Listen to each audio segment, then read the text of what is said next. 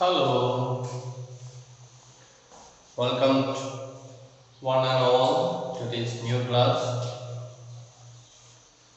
and we are still dealing with civics, political life, and today we shall begin a new lesson, a new chapter, chapter 8, confronting marginalization.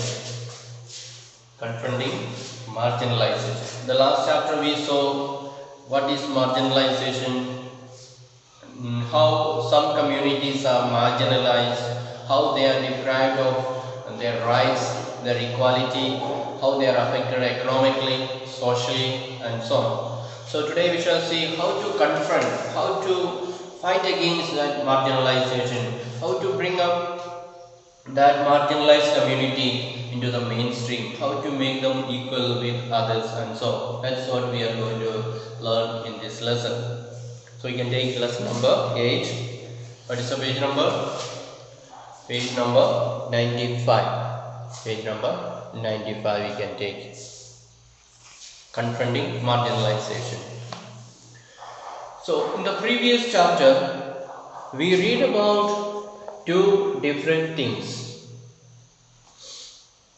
different groups, and their experiences of inequality and discrimination. And though powerless, such groups have fought, protested, and struggled against being excluded or dominated by others. They have attempted to overcome their situation by adopting a range of strategies in their long history: religious solace, armed struggle, self-improvement and education, economic uplift, and there appears to be no one way of doing things. In all cases, the choice of struggle has depended on the circumstances that the marginalized find themselves in. So we studied in detail in the last chapter how the marginalized people are affected in the society, in the economic level, in the social level, in the cultural level, and so on. And so they have to fight against that. There was open violence between the people, the affected people, and the government, the rich people and the poor people, and so on. So all this because this struggle came because of marginalization, because of making some people suffer, and so on. And in this chapter, we will read about some of the ways in which groups and individuals challenge existing inequalities. So, people have realized unless they fight for their rights, they are not going to get their rights. They will be marginalized. Others will take advantage of them. Therefore, people have decided to fight. And let us see what are the methods that they use in order to fight against the discrimination that they face, the inequality that they face, and so on. And groups like Adivasis, Dalits, Muslims, women, and other marginal groups argue that simply by being citizens of a democratic country, they possess equal rights that must be respected. So everybody knows that our country is a democratic country. Therefore, each and every citizen of the country should receive equal rights, whether they belong to Muslim religion, or they belong to women, or they belong to Dalit, or whatever may be. If they are a citizen of India, which is a democratic country, then they all deserve to be treated equally. They have the right to equality. And many among them look up to the Constitution to address their concern. And in this chapter, we will see why the Constitution of India is something that marginalized groups invoke in the course of their struggles. As part of this, we will look at how rights are translated into laws to protect groups from continued exploitation, and we will also look at the government's efforts to formulate policies to promote the access of these groups to development. So we shall see in these groups how they fight against it, how they, through what struggles they undergo in order to get equality, in order to get rights, their rights back, and so on. We shall see in this lesson about all these methods.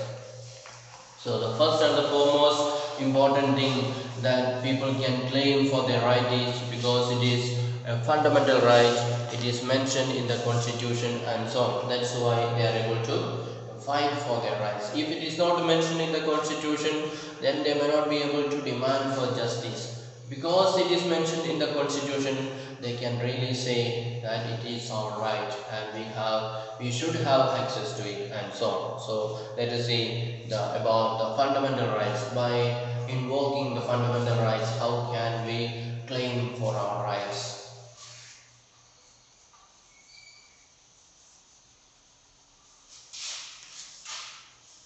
Fundamental rights.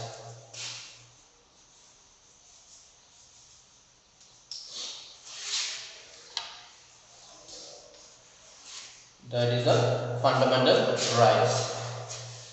So the constitution, as we have learned in the first chapter of this book, lays down the principles that make our society and polity democratic. So in the constitution it is mentioned that India shall be a sovereign democratic republic. No? It is mentioned in the Constitution of India. And they are defined in and through the list of fundamental rights that are an important part of the Constitution. These rights are available to all Indians equally, and as far as marginalized are concerned, they have drawn on these rights in two ways. First, by insisting on their fundamental rights, they have forced the government to recognize the injustice done to them. So, it is mentioned in the Indian Constitution that every citizen of India shall have their fundamental rights. And therefore, people who are affected by this marginalization, people whose rights are taken away, what do? They quote the Constitution and they try to remind the government that injustice is done to them. They bring to the notice of the government that we are facing injustice, we are not getting equality and so on. That is one way that they are trying to fight for their rights. They inform the government that they are facing injustice. Then secondly, they have insisted that the government enforce these laws. Then they will insist, they will demand from the government that these laws are not enforced. Nobody is arresting the people who are breaking the laws. So these laws should be enforced. That means if somebody is breaking my rights, somebody is blocking me from experiencing my right, then they should be punished. So government should be aware about that a group of people are affected because their rights are violated, and government should take action against those who are violating the rights of others. So these are the two methods that people use.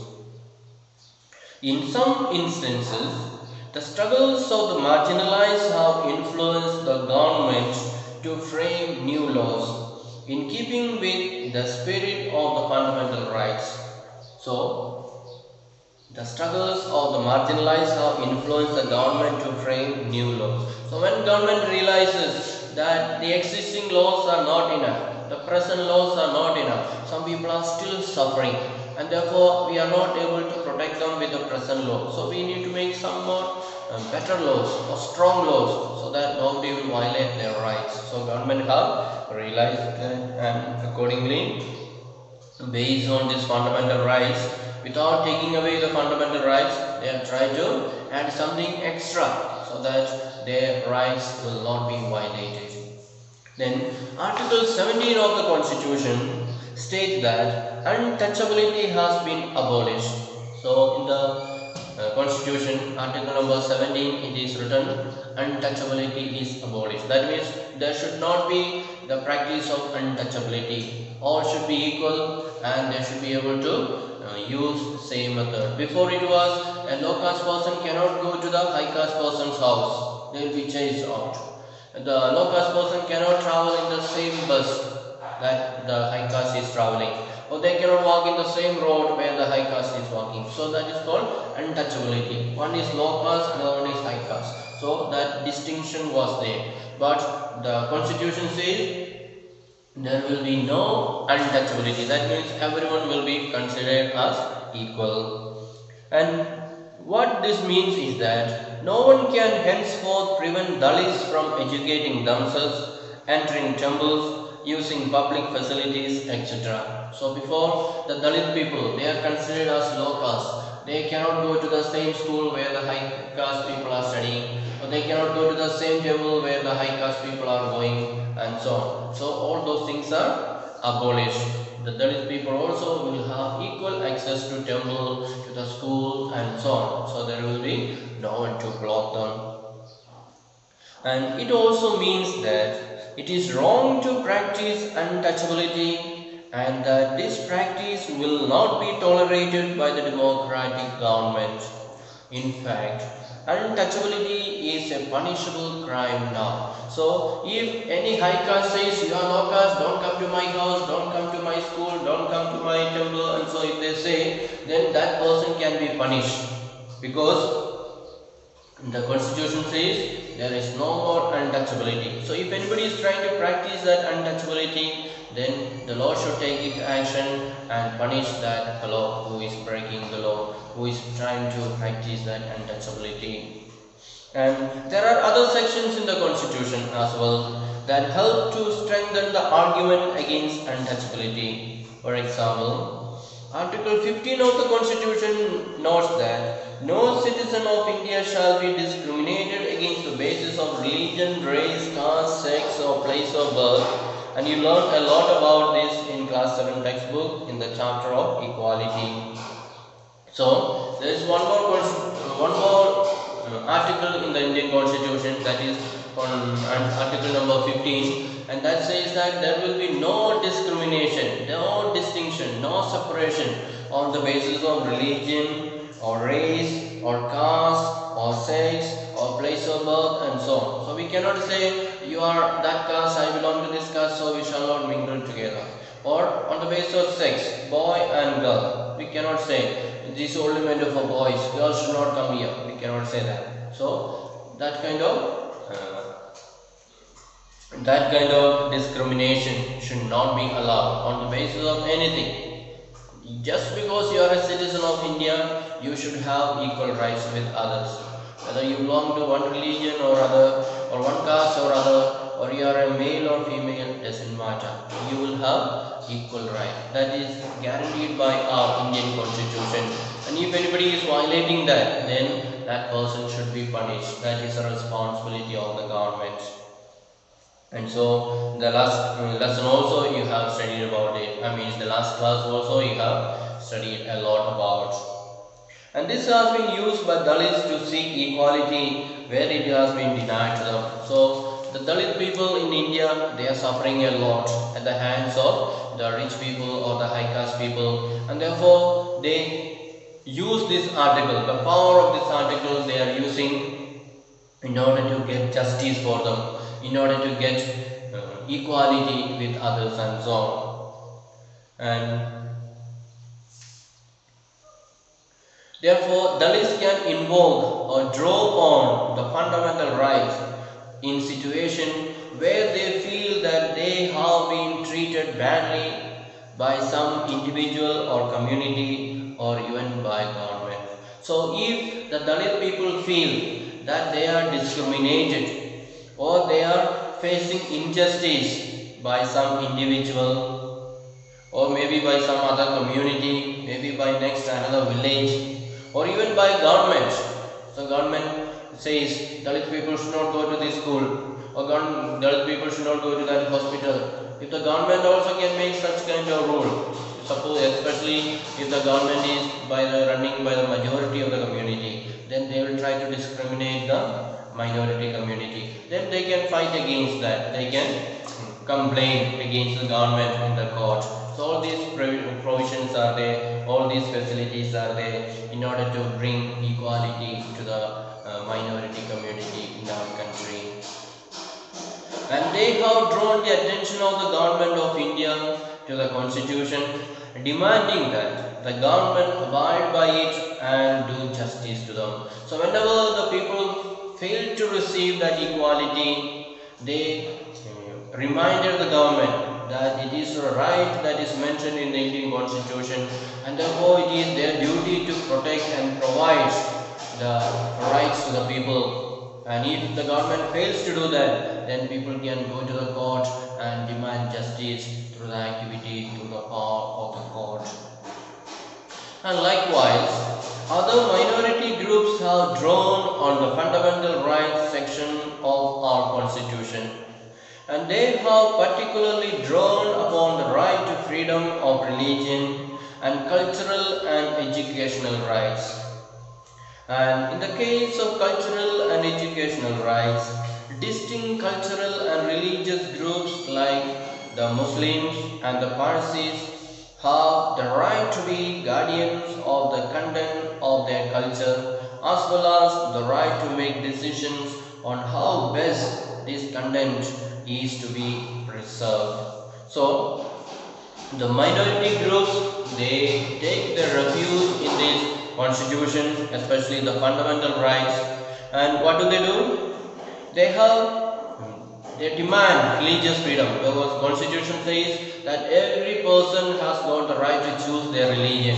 They can worship whatever religion they want to.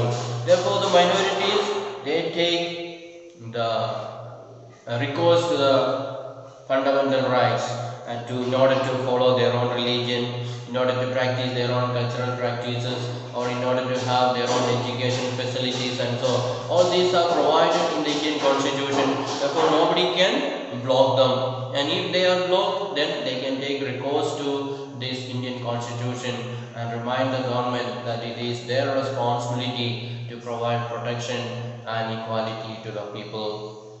For example, the Muslims and the Parsis, so it is their duty, they are all minority in this country, therefore it is their right to protect their culture, it is their right to make decision how they should preserve their culture. And so the majority group cannot come and say, you are a small group, so abandon all your practices, you try to follow what we are doing. Nobody can force them.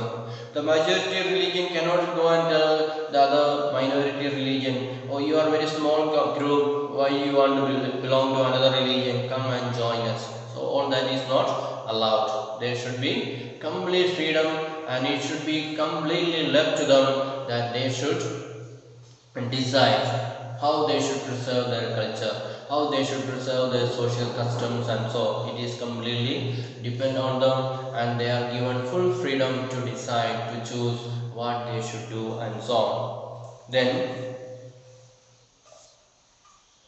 thus, by granting different forms of cultural rights, the constitution tries to ensure cultural justice to such groups. So constitution is providing justice to different people, giving them the power, giving them the right to choose their programs, their cultures, and preserve that culture, not to be destroyed but to keep it up. And it is absolutely in their hand to decide whether they should continue this culture or not, whether they have to change this culture or not. It is completely up to them.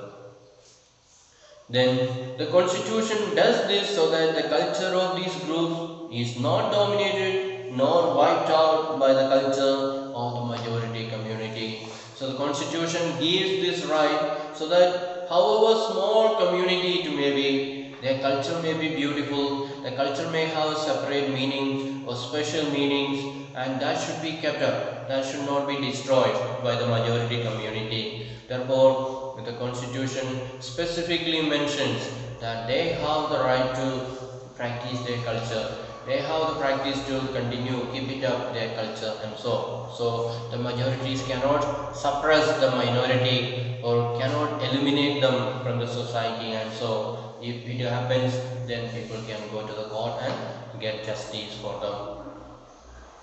Then let us see what about the laws for the marginalized. So for the marginalized people, what is the law that is to be followed and so on.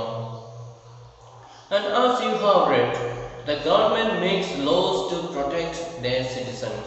So it is the government's duty to protect the citizens, and therefore they make law in the parliament. The previous chapters we learned how parliament is making law. So if they feel present law is not enough to protect the people, then they make new law. They have got that freedom to make the new law. And yet, this is not the only way in which it takes action. There are specific laws and policies for the marginalized community in our country. And there are policies or schemes that emerge through other means, like setting up a committee or by undertaking a survey, etc. So, the previous chapter we learned, when the Muslims were marginalized, when they were lagging behind in education, in government jobs and so on, government set up a committee to go and study and find out what is the reason why they are lagging behind, why are they not able to come up with other religions and so on, and they found out that they are marginalized, they are suppressed and so on. So in the same way, when government finds that something is going wrong, government will appoint a committee or will set up a group of people to go and study the situation. They will study the situation, they will come back and give the report, what is to be done, what can the government do in order to improve the life situation of those people and so on. Accordingly, government will form the law in the country, in the parliament. And the government then makes an effort to promote such policies in order to give opportunities to specific groups.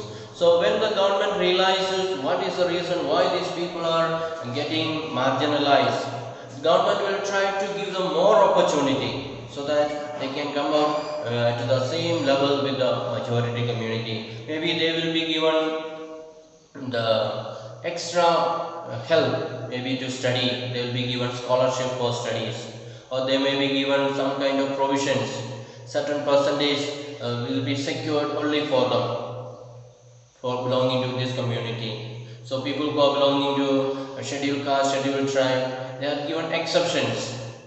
They are securities, they have certain percentage of secure, their position is there, they will get admission in the colleges, or in the job, to get job, they have certain provisions are there, privileges are there. Compared to others may need 50% mark to get admission in the college, but for scheduled caste, scheduled tribe, they are given only 45% enough, so that they also can get admission in the college, and they have secured jobs and so on. So that way government tries to help them, so that they also can come up to the level with others. So that is how government is trying to remove that marginalization, trying to bring equality in the country by providing equal opportunity, or trying to provide extra opportunity to the marginalized community and bringing them in par with others, in equal with others and so on. And we can just see there is a poem given here in the left side. It's a very nice poem. The poem is written by Soirabhai, the wife of well-known Bhakti poet Chokramela from 14th century Maharashtra. They belonged to the Mahar caste, which was at that time considered untouchable. So, it is written by a lady from Maharashtra, and she belonged to a caste called Mahar caste, and which at that time considered as untouchable. So in the 14th century, a lot of caste system was practiced, a lot of untouchability was practiced. So let us see the feeling that she had with regard to this, the social life. So a body is unclean, they say, Only the soul is unchanged. But the impurity of the body is born within the body, by which ritual does the body become pure. Not a creature has been born except in a bloody womb. This is the glory of God. Defilement exists within. The body is polluted from within. Be sure of it, says the Mahari Chokara. So, what is she saying? She is questioning the idea of purity and arguing that since every human is born in the same manner, there is nothing that makes a body less or more pure than the other. So, before there was a saying that high castes are pure, low castes are impure. So, she is telling very clearly that every human person is born in the same way. So, there is no purity and there is no cannot say some are pure and some are impure. Everybody's body is same. If it is impure, everybody's body is impure. If it is pure, then everybody's body is pure, because everyone is born in the same way. And she is possibly also trying to say that pollution, a key tool of the caste system to separate or deny people access to spaces, work, knowledge and dignity, occurs not through the nature of work done but from within. And she very clearly says that the impurity that is happening not from outside. So if a high caste and a low caste sit and work in the same place or study in the same class, then they get polluted, they become impure. That is understanding of the high caste people. But she tells very clearly the impurity does not come from the place where we are working or where we are staying, but it is coming from within. From within. It is in our heart, it is in our thoughts, it is in our mind. So it is there that the impurities are there. Therefore we need to cleanse within. It is not use of taking bath nicely, your impurity will not go. The impurity is within your heart, within your mind. So you have to change your ideas, you have to change your thoughts, and you have to become more clean inside. If your inside is clean, then outside also will become automatically clean. So a 14th century poet, and she is able to express this idea very beautifully. Unfortunately, many of the high caste people don't want to listen to it. They want to still say we are high caste, others should not touch us, others should not have equal right with us, we are high caste. That is in their mind, and still they are going on saying that. That's why the poor people, they are still continue to suffer. And from your thoughts, values and beliefs, all that we have to change. Your thoughts have to be changed, your values have to be changed, your beliefs have to be changed, then everything will become normal and your life will become clean. That is what she says, and that is very much true. So what we need is cleaning from within. We should not just think about that I am okay, others are not okay. That is not good thinking. So I have to change my thinking that just as I am, my friend also is. Whether he belongs to high caste or low caste, he is also as good as me. So when we have got that attitude, when we are able to respect others, when we are able to serve others, help others, then we become clean. Otherwise, outside we may be looking very beautiful, but inside will be full of dirt, full of bad values, full of bad thoughts and so on. So that should not be there. We need to cleanse ourselves, we need to clean ourselves, then our society will be very clean. So we shall wind it up today.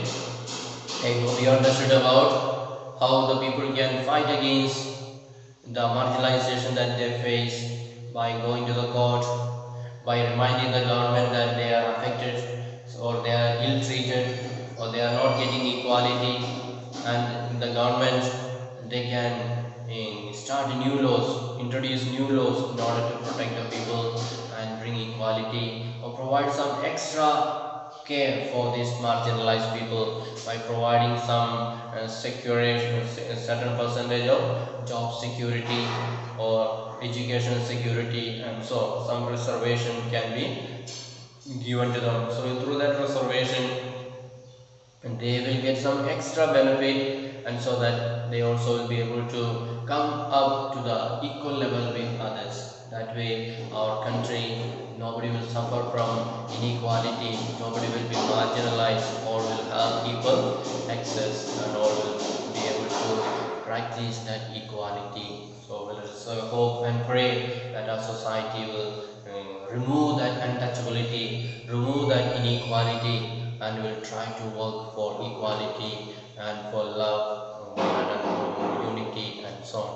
So let's hope for the best and let us do our level best. Okay. So thank you for listening. We'll meet again in the next day. So till then, bye.